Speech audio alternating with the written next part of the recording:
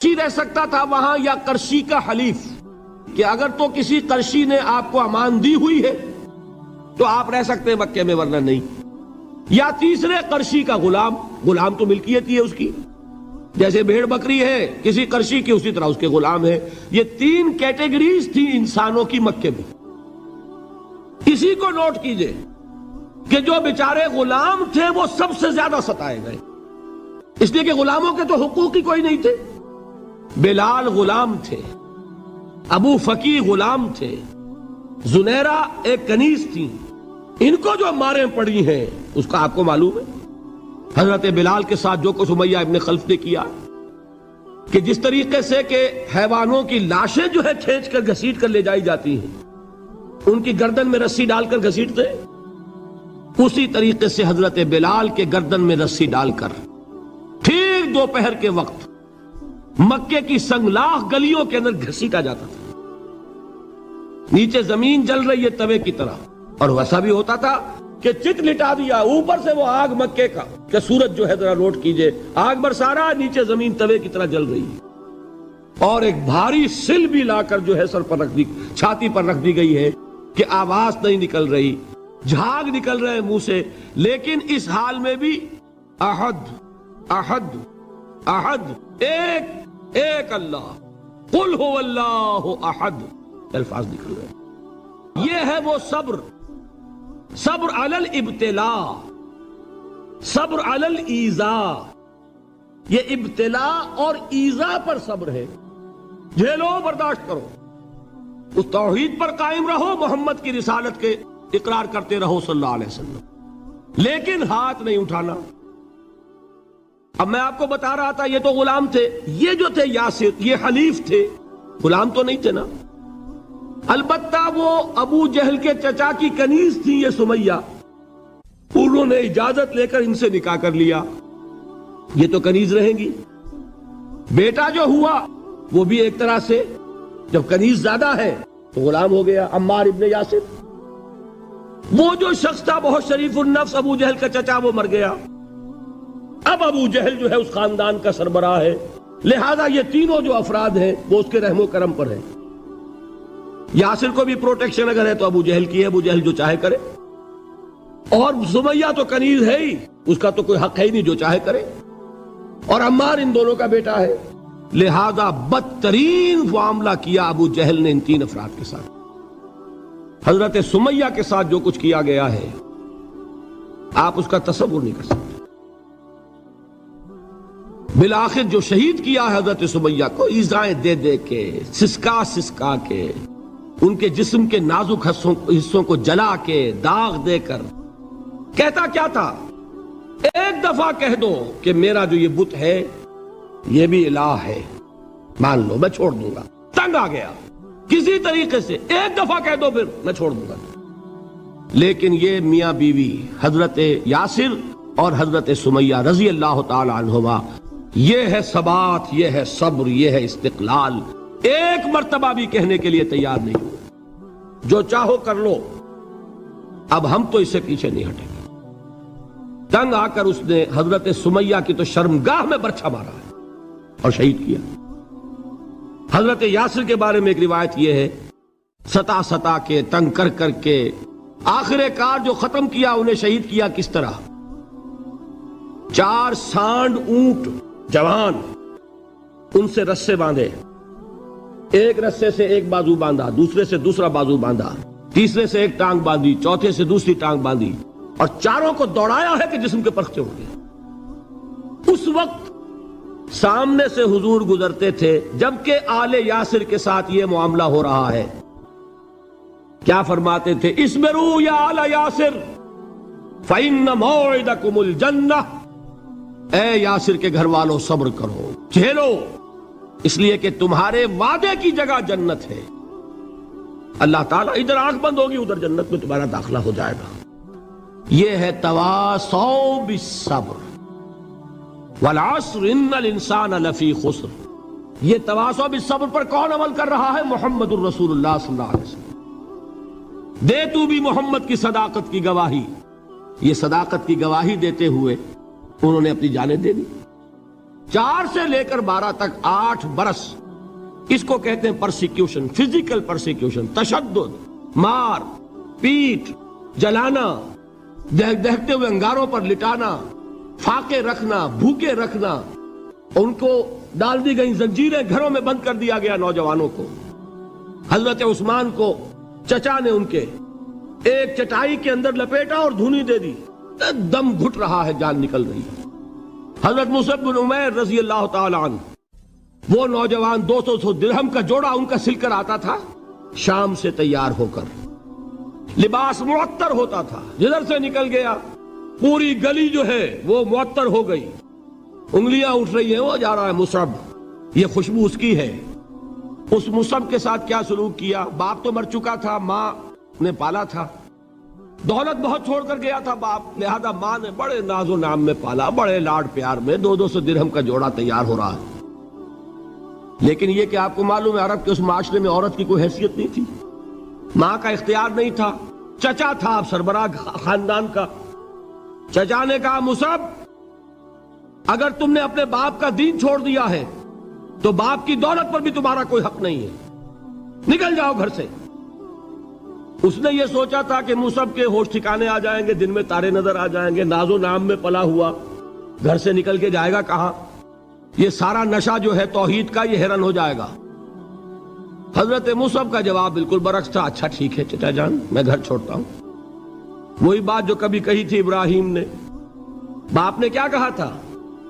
واجرنی ملیہ، جاؤ چلے جاؤ، دفع ہو جاؤ میری نگاہوں سے۔ حضرت ابراہیم نے کیا جواب دیا تھا؟ سلام علیک ساستغفر لک ربی انہ کان بی حفیظ۔ اچھا ابا جان آپ کا حکم یہی ہے تو میں چلتا ہوں، آپ پر سلامتی ہو، میرا رب مجھ پر بڑا مہربان ہے، میں اس سے آپ کے لیے استغفار کروں گا۔ چل دی۔ یہی جو ہے حضرت ابراہیمی کی نسل ہے نا قریش۔ آج ابراہیم کے ایک بیٹے کے ساتھ وہی معاملہ ہو رہا ہے مصعب کے ساتھ، اور مصعب چلنے کے لیے تیار ہو گئے۔ چچا نے سوچا، میں سمجھتا تھا کہ ہوش ٹھکانے آ جائیں گے، یہ تو تیار ہو گیا نکلنے کے لیے۔ غصے میں آ کے اگلی بات کہی، یہ کپڑے جو پہنے ہوئے تم نے یہ بھی اسی مشرک باپ کی کمائی کے ہیں، اتارو ان کو۔ وہیں کپڑے اتارے، مادر زاد برہنہ گھر سے نکالے گئے۔ ماں کے پاس پہنچے، ماں نے آنکھوں پر ہاتھ رکھے، مصعب کیا ہوا؟ ماں سے کہتے ہیں کہ ماں میں موحد ہو گیا، اور وہاں سے گئے پھر حضور کی خدمت میں، کپڑے کہیں سے مانگے ہوں گے۔ یہ مصعب ہیں 200 درہم کا جوڑا پہننے والے۔ جب حضور پر مدینے کے 12 افراد ایمان لائے تھے، بیعت عقبہ اولا ہوئی، انہوں نے کہا کہ حضور ہمیں کوئی شخص اپنا ایسا شاگرد دیجئے جو ہمیں قرآن پڑھا سکے۔ حضور نے حکم دیا مصعب جاؤ، اب مدینے جاؤ، یثرب جاؤ، یثرب والوں کو قرآن پڑھاؤ، انہیں تبلیغ کرو۔ مصعب گئے ہیں وہاں، 1 سال کی کمائی 75 افراد لا کر حضور کے جھولی میں اگلے سال ڈال دیے کہ حضور یہ میری 1 سال کی کمائی ہے، 72 مرد 3 عورتیں۔ بہرحال وہ مصعب بن عمیر ہیں جو غزوہ احد میں شہید ہوئے، اور جب شہید ہوئے تو ان کے جسم پر صرف ایک چادر تھی۔ یہی چیزیں ہیں اصل میں کہ جو ہمارے دلوں کو منور کرنے والی ہیں نور ایمان سے۔ وہ علم بردار تھے غزوہ احد میں، جھنڈا مسلمانوں کا ان کے پاس تھا۔ ایک ہاتھ پر ایک شانے پر وار پڑا، ہاتھ کٹ گیا، دوسرے سے تھاما، دوسرے پہ کٹ گیا، اب دونوں حصوں کے بچے ہوئے ٹکڑوں سے جھنڈے کو تھاما، گرنے نہیں دیا، یہاں تک کہ شہید ہو گئے۔ گرے ہیں تو جھنڈا گرا ہے۔ شکل میں حضور سے بہت مشابہ تھے، خبر اڑ گئی کہ محمد شہید ہو گئے صلی اللہ علیہ وسلم۔ یہ مصعب بن عمیر کا واقعہ ہے۔ جب ان کو اب دفن کرنے کا وقت آیا، اور شہید کے لیے کفن جو ہے اس کا وہی لباس ہوتا ہے جو شہادت کے وقت ہو، حضور کے سامنے ایک پرابلم پیش کیا گیا۔ حضور مصعب کے جسم پر تو ایک چادر تھی، اور وہ چادر بھی اتنی چھوٹی ہے، یعنی 2 گز کی چادر بھی نہیں ہے، اس سے اگر سر ڈھانپتے ہیں مصعب کا تو پیر کھل جاتے ہیں، پیر ڈھانپتے ہیں تو سر کھلتا ہے، کیا کریں؟ حضور نے فرمایا سر ڈھانپ دو چادر سے اور پیروں پر گھاس ڈال دو۔ یہ آخری لباس ہے جو محمد کے اس دیوانے کو اس دنیا سے رخصت ہوتے ہوئے ملا ہے، جس کا 200 درہم کا جوڑا چلتا تھا۔ یہ ہے صبر۔ برداشت کیا کہ نہیں کیا؟ یہ خباب بن الارت پیشے کے لحاظ سے لوہار تھے. سوچئے ایک زندہ انسان کو دہتے ہوئے انگاروں پر لٹایا جا رہا ہے. ان انگاروں سے کھال جلی کمر کی چربی پگھلی. اس پگھلنے والی چربی سے وہ انگارے ٹھنڈے پڑے. یہ سب کچھ جھیل رہا ایک شخص. سوچنے والوں نے سوچا نہیں ہوگا کیا جرم تھا ان کا؟ تو بڑا شریف آدمی ہے، بہت اچھا کاریگر ہے، وقت پر کام دیتا ہے، مناسب اجرت لیتا ہے. یہ کیا ہوا؟ یہ کوئی جرم نہیں. جرم صرف ایک ہے، ایک اللہ کو مانتا ہے اور محمد کے دامن سے وابستہ ہے صلی اللہ علیہ وسلم. فاستعینوا بالصبر والصلاۃ. مدد حاصل کرو کس سے؟ صبر سے اور نماز سے. ان اللہ مع الصابرین. جان لو کہ اللہ تعالیٰ صبر کرنے والوں کے ساتھ ہے. ولا تقولوا لمن يقتل في سبيل الله اموات. اور ہرگز نہ کہو اسے جو اللہ کی راہ میں قتل ہو جائے کہ وہ مردہ ہے. بل احیاء ولکن لا تشعرون. نہیں، وہ زندہ ہے لیکن تمہیں ان کا شعور نہیں ہے. اور سنیے اب یہ آیت اہم ترین ہے صبر کے موضوع پر. وَلَنَبْلُوَنَّكُمْ بِشَيْءٍ مِّنَ الْخَوْفِ وَالْجُوعِ وَنَقْصٍ مِّنَ الْأَمْوَالِ وَالْأَنفُسِ وَالثَّمَرَاتِ وَبَشِّرِ الصَّابِرِينَ. اور دیکھو ہم تمہیں آزمائیں گے. وَلَنَبْلُوَنَّكُمْ، ہم لازماً آزمائیں گے تمہیں. بِشَيْءٍ مِّنَ الْخَوْفِ، خوف کی کیفیت طاری کر کے. والجوع، بھوک، فقر اور فاقہ. ونقص من الاموال، مالی نقصان. والانفس، جانی نقصان. والثمرات، اور ثمرات، پھلوں اور میووں کا نقصان. میرے نزدیک یہاں پر ثمرات کا مفہوم ایک اور بھی ہے. ایک تو صاف تھا کھجور کی فصل تیار ہے، غزوہ تبوک جانے کا حکم مل گیا، کون اتارے گا؟ اور کھجور وقت پر اتری نہیں، برباد ہو جائے گی. یہ ہو رہا ہے نا میووں کا نقصان. اور میرے نزدیک یہاں یہ بھی ہے، بسا اوقات بہت سی محنتوں کا نتیجہ انسان دیکھتا ہے کہ ضائع چلا گیا. میں نے 10 سال محنت کی، حاصل کوئی نہیں نکلا. یہ ثمرات کیا ہیں؟ محنتوں کے ثمرات کا ضیاع. کوشش آپ نے کی، قسمت کی خوبی دیکھیے، ٹوٹی کہاں کمن. 2-4 ہاتھ جب کے لبے بام رہ گئے. Be prepared. ایک شاعر کے یہ اشعار ہیں،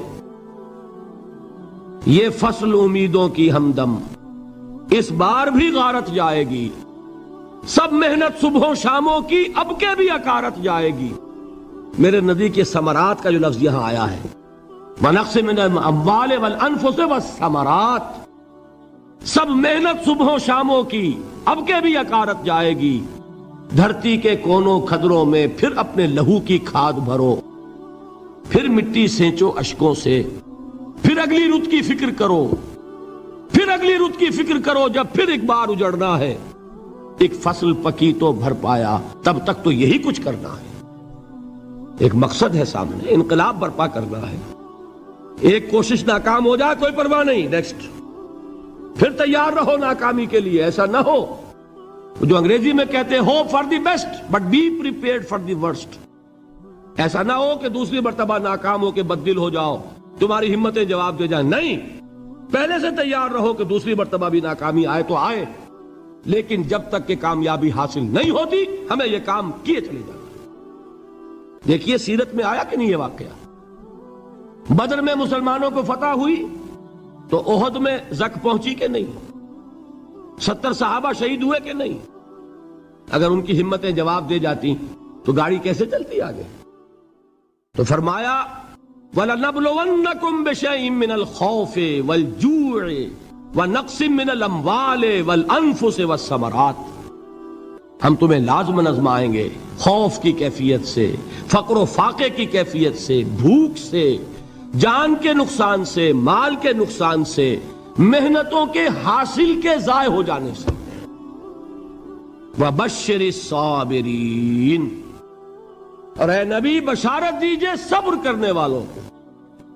الَّذِينَ إِذَا أَصَابَتْهُمْ مُصِيبَةٌ وہ کہ جب ان پر کوئی تکلیف آئے، کوئی مصیبت آئے، کوئی آزمائش آئے، قالوا انا للہ و انا الیہ راجعون، وہ یہ کہیں کہ ہم اللہ ہی کے ہیں، اللہ ہی کی طرف لوٹ جانا ہے۔ یہ وہی انداز ہے جو میں نے فارسی کا شعر سنایا تھا آپ کو کہ سر تسلیم خم ہے جو مزاج یار میں آئے۔ وہ ہمارا مولا ہے، ہمارا آقا ہے، اگر اسے یہی منظور ہے تو ہمیں بھی یہی منظور ہے۔ میں نے تسلیم و رضا کی بات کی تھی نا، آپ کو کچھ شعر سنائے تھے، ایک شعر اور سنیے، اور یہ کس کا ہے؟ محمد علی جوہر کا۔ ایک مرتبہ جیل گئے، ان کی ایک بیٹی جوان بیمار ہوئی، فوت ہو گئی، باہر چھوڑا انگریز نے، جاؤ بھائی دفن کر دو بیٹی کو۔ دوسری مرتبہ جیل گئے، دوسری جوان بیٹی اسی مرض میں مبتلا ہوئی، اب یہ جیل میں ہے، خبر پہنچی کہ دوسری بیٹی کے اوپر بھی اسی مرض کا حملہ ہوا ہے۔ ایک نظم لکھی ہے جس کا آخری شعر یہ ہے، تیری صحت ہمیں منظور ہے لیکن اس کو نہیں منظور تو پھر ہم کو بھی منظور نہیں۔ یہ ہے، جب تک یہ کیفیت نہ ہو اس میدان میں آدمی ثابت قدم نہیں رہ سکتا کہ میرے رب کو اگر یہ منظور ہے تو یہی مجھے منظور ہے، اور تیری صحت ہمیں چاہیے تو ضرور لیکن ہمارے رب کو منظور نہیں تو ہمیں بھی منظور ہے۔ راضی برضائے رب، وبشر الصابرین الذین اذا اصابتهم مصیبۃ قالوا انا للہ و انا الیہ راجعون۔ نہ شود نصیب دشمن کے شود ہلاک تیغت، سر دوستہ سلامت کے تو خنجر آزمائی۔ اولئک علیہم صلوات من ربہم ورحمہ، یہی ہے وہ لوگ جن پر ان کے رب کی طرف سے عنایتیں ہیں اور رحمتیں ہیں۔ وَأُولَٰئِكَ هُمُ الْمُهْتَدُونَ، اور یہی ہے وہ لوگ جو کامیاب ہونے والے ہیں، ہدایت پانے والے، ہدایت یافتہ۔ وَالصَّابِرِينَ فِي الْبَأْسَاءِ وَالضَّرَّاءِ وَحِينَ الْبَأْسِ، اور صبر کرنے والے، اصل نیکی ان کی ہے، جسمانی تکلیفوں میں صبر کرنے والے، فقر اور فاقے میں صبر کرنے والے، اور جنگ کے وقت صبر کرنے والے۔ اولئک الذین صدقوا واولئک هم المتقون، یہ ہے وہ لوگ جو صبر کرنے والے ہیں، یہ ہے جو سچے ہیں، جو اپنے دعوے میں نیکی کے اور ایمان کے صادق ہیں، اور یہی وہ لوگ ہیں جو متقی ہیں۔ اللہ تعالیٰ نے کیسے کیسے مسلمانوں سے کہا، مسلمانوں تمہیں زک پہنچی ہے تو انہیں بھی تو پہنچی تھی، ان کے 70 نہیں مارے گئے تھے بدر میں، ان کے حوصلے جو ہیں وہ تو پست نہیں ہوئے، وہ اگلے سال آ گئے تم پر چڑھائی کر کے، تم کیوں اتنا برا مان رہے ہو؟ تمہارے دل اتنے زخمی کیوں ہو گئے؟ تمہیں تکلیف پہنچتی ہے تو انہیں بھی پہنچتی ہے۔ اپنی غیرت جو ہے ہمیں ذرا اس کا جائزہ لینا چاہیے۔ لوگ باطل نظریات کے لیے کتنی قربانیاں دے رہے ہیں، لوگ باطل چیزوں کے فروغ کے لیے کتنی محنتیں کر رہے ہیں۔ جیسا کہ میں نے ابھی کہا تھا، اسی غیرت کو چیلنج کرنے کے لیے، ذرا آپ کی حمیت دینی کو جوش دلانے کے لیے، قادیانی نوجوان کتنی تعداد میں اپنے آپ کو دین کے لیے وقف کرتا ہے، اور آپ کتنے نوجوان ہیں جو اپنے آپ کو دین کے لیے وقف کر دیں، اور ہوں وہ کھاتے پیتے گھرانوں کے لوگ۔ یہ نہیں ہے کہ اگر کوئی اور کام نہیں کر سکتا تو پھر یہ ہے کہ وہ دین کے کام میں لگ جائے۔